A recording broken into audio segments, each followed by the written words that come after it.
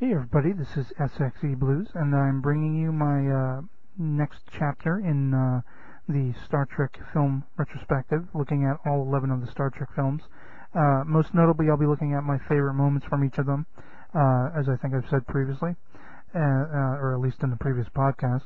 And these are going to be moments that are, some of them are the monumental, more recognizable to the casual viewer, and some of them are just little, sometimes minuscule, insignificant moments that I just personally find stand out for me and that I enjoy. So we're moving on to the second film or rather the third film in the Next Generation cast of films. The first one featured the two generations, if you will, and First Contact, which was the previous film, was the first one to feature just entirely the Next Generation cast. And so this is the second all Next Generation cast movie, but it's really the third that features them. So that's what I was confused about. But, I confused the numbers there. But in any case, this is Star Trek Insurrection. And the first scene I want to mention that stands out to me is how the movie opens. We have this very serene, quiet, and the melodic music helps to bring this across. This village that is the Baku village, that's the alien culture that's there. Very human looking, but of course they're aliens. And, there's very quiet, as I say, melodic view of what's, their daily life. And, but suddenly there's this jarring explosion of energy blasts and a lot of confusion as people are getting thrown and things are getting knocked over, and there are energy blasts coming seemingly out of nowhere.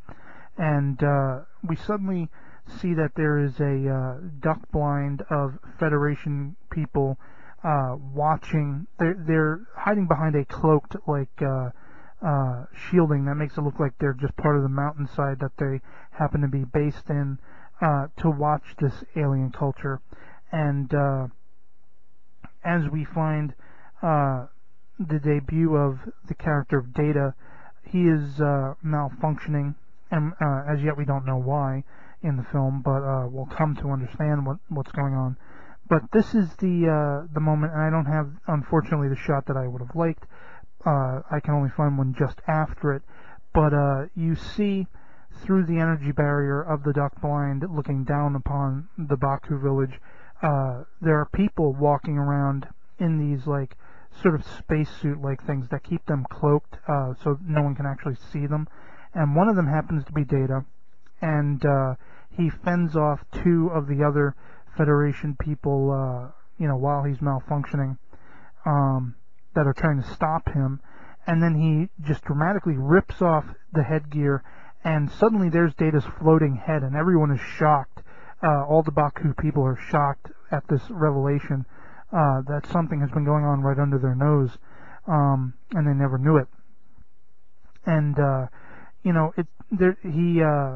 he removes the rest of the costume so that they can see him on whole. And for whatever reason, he pulls out his phaser and he shoots up toward the duck blind, removing the cloaking so that he reveals them to the entire Baku village. This sort of, Big Brother-esque alien culture that's been watching them and spying on them, an invasion of their, privacy and their culture.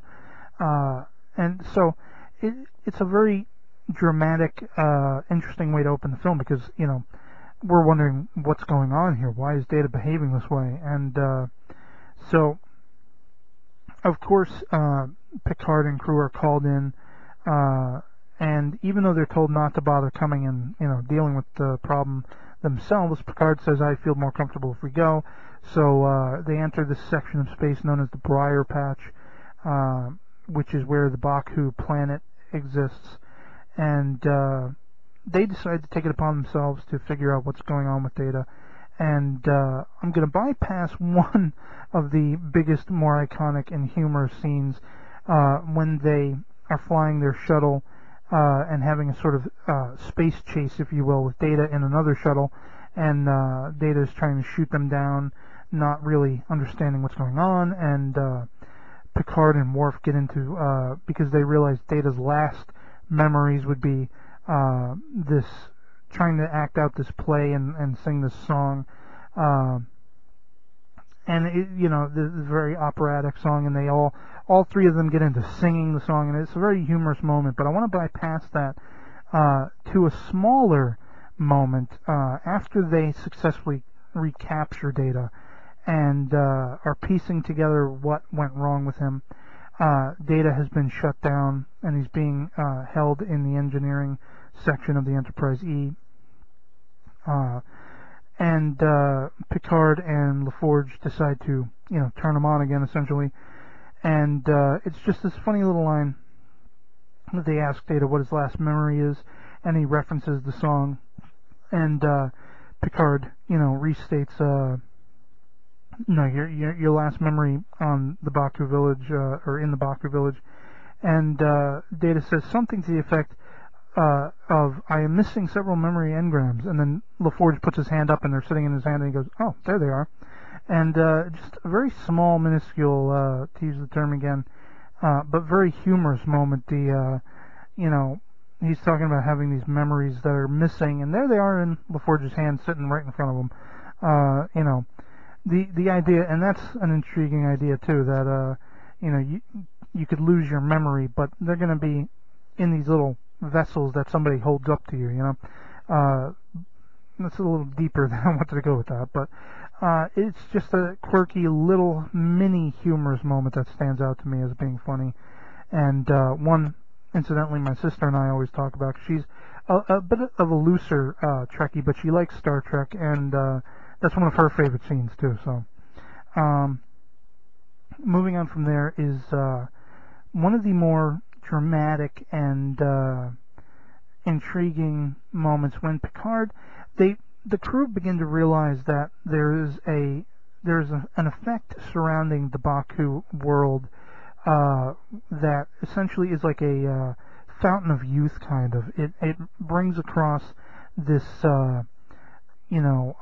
making you feel younger, making you feel more vital, bringing the fire back into you.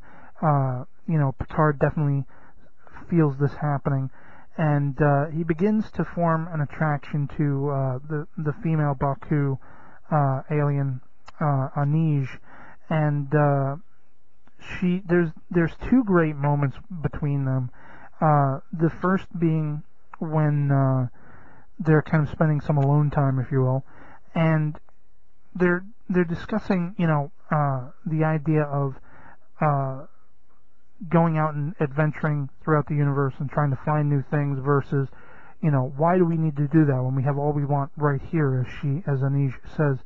And the dialogue in the scene, I don't remember it line for line, but I like very much how they hold hands, and she manages to make him see time slow down, and almost to a crawl.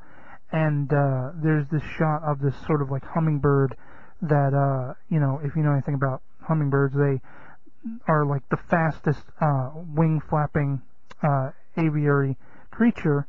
And in this particular case, you see them very, very slowly, and you're getting a real dramatic sense of time has slowed, and there's a connection between Picard and Anij, and it's just a very beautiful, beautiful moment. But there's a sort of follow-up to it, which is the one I'm referencing here, when they've uncovered that there are some ill doings between a Federation admiral and the Sona alien species that are trying to manipulate the Federation into siphoning this youth-giving energy or whatever it is that surrounds the planet, and they want to kidnap the Baku off the planet so they can usurp it, essentially.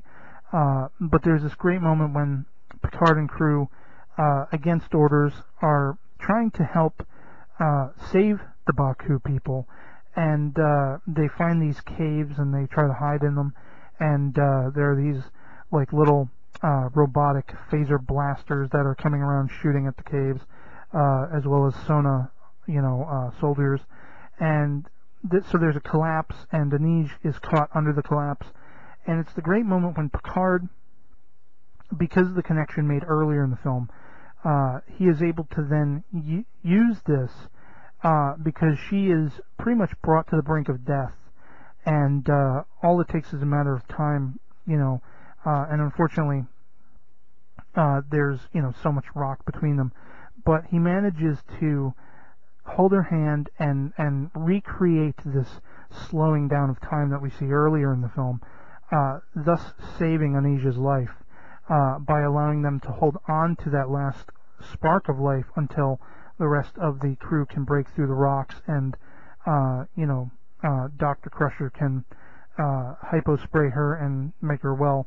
And it's just a very, very poignant, I would argue there's a sense of romance to it, and it stands out for that reason. Both of those scenes are kind of like sister scenes, if you will, in the film, and I really like them. So, moving on, while that had been going on, Riker had decided to go back toward the opening of the Briar Patch because they can't signal Starfleet about what's been going on through the Briar Patch, which is this dense sort of nebulous energy, whatever you want to call it, that surrounds the whole little sector of space, and nothing can be radioed and signaled out of it successfully.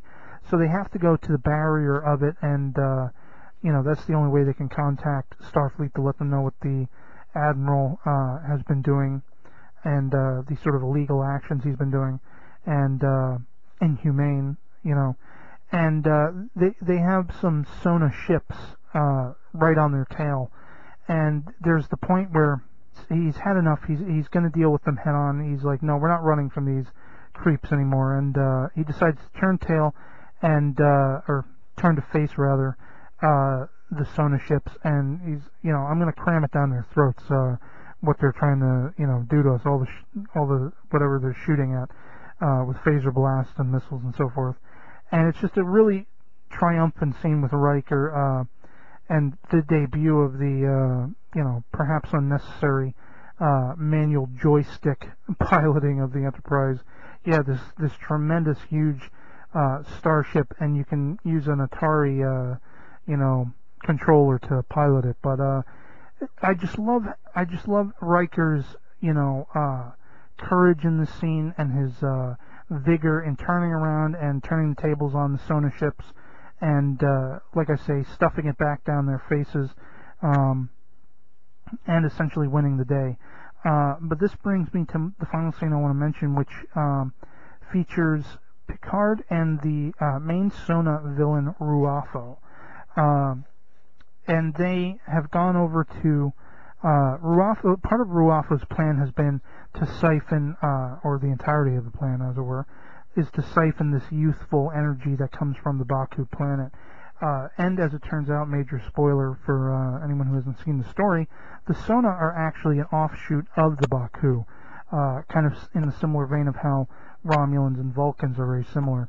But it's the epic ending of the film when Picard and Ruafo are on the Sona energy collector, whatever you want to call it, and they have a couple words of trying to one up each other, but Picard gets the last laugh. He sets the thing to self-destruct, and at the last second, Riker just gets there in time with the Enterprise and beams Picard out, leaving Ruafo to the ashes, and saving the day and saving the Baku people.